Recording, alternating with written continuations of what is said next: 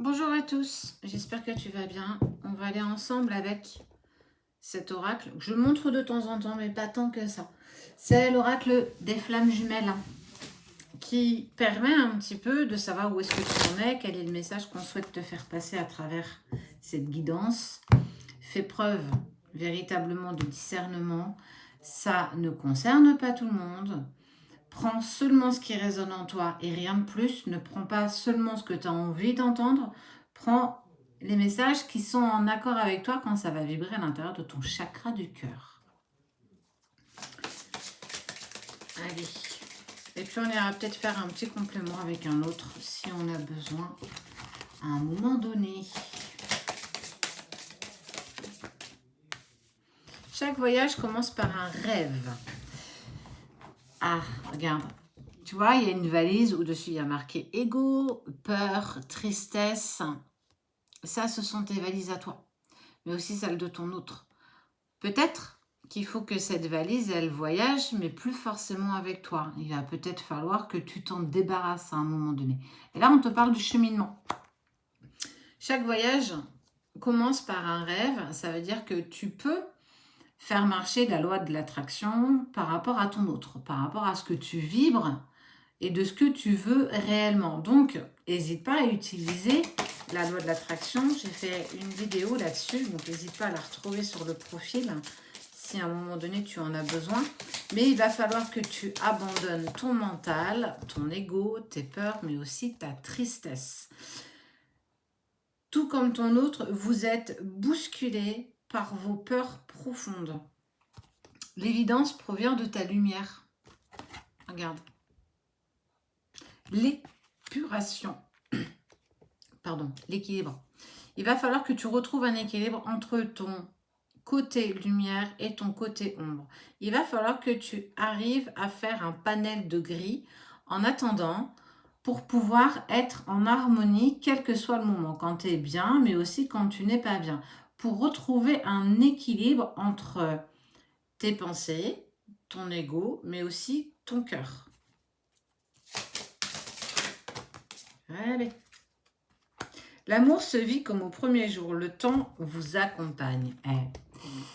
Le temps t'accompagne. Le temps fait partie intégrante de votre relation, mais aussi de votre cheminement. Tu vois, on te parle de cheminement et d'équilibre.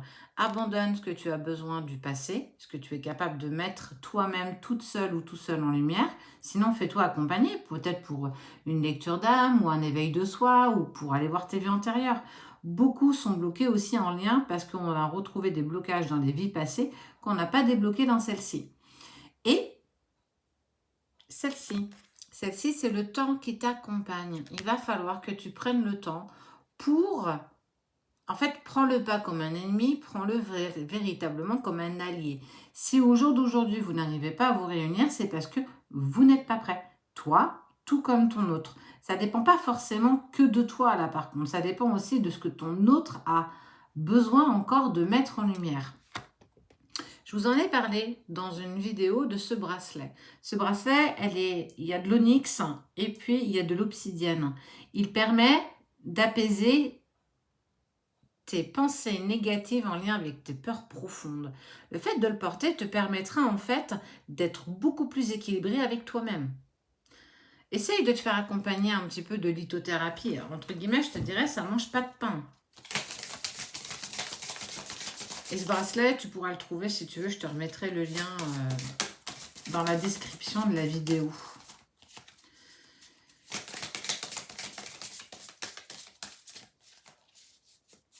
Il faut que tu acceptes que ce parcours est pas évident, pas facile, et que c'est surtout qu'il te met en lumière tes peurs profondes et ton ego. Ton ego, c'est celui qui met en route tes peurs. C'est parce qu'il a peur que tu souffres à nouveau, donc il essaye tant bien de te protéger. Sauf que ce n'est pas véritablement la bonne manière pour vous d'avancer, parce qu'il faut que tu affrontes tes peurs. Et parfois, on te demande même de prendre des décisions pendant ces crises de peur. Et c'est peut-être là où tes décisions sont peut-être les meilleures.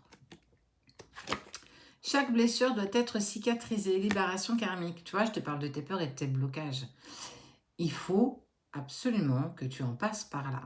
Si tu arrives à dépasser tes peurs et tes blocages et tes blessures profondes, tu vois, casser cette chaîne pour pouvoir t'envoler vers toi-même.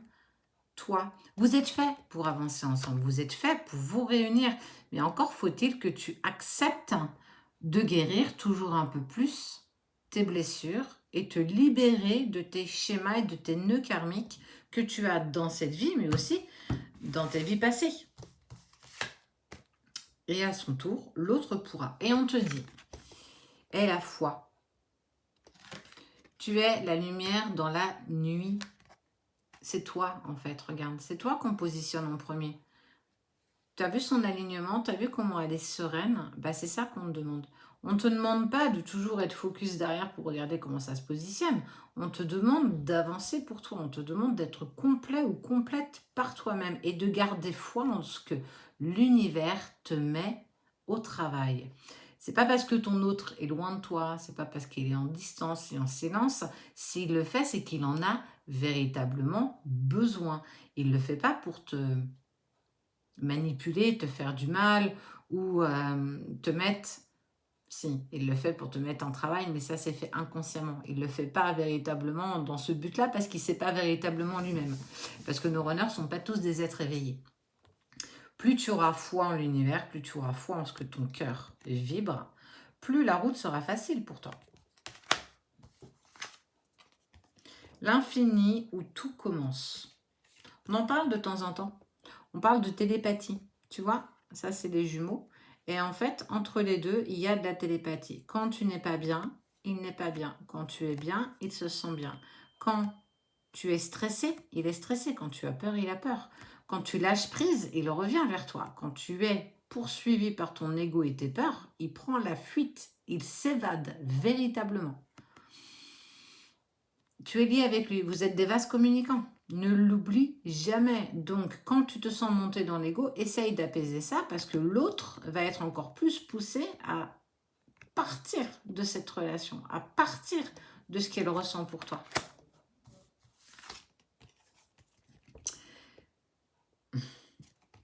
T'as vu, je te parle de tes peurs, mais c'est pas pour rien, hein, tes peurs. C'est en prenant un autre chemin que l'on arrive là où on doit aller.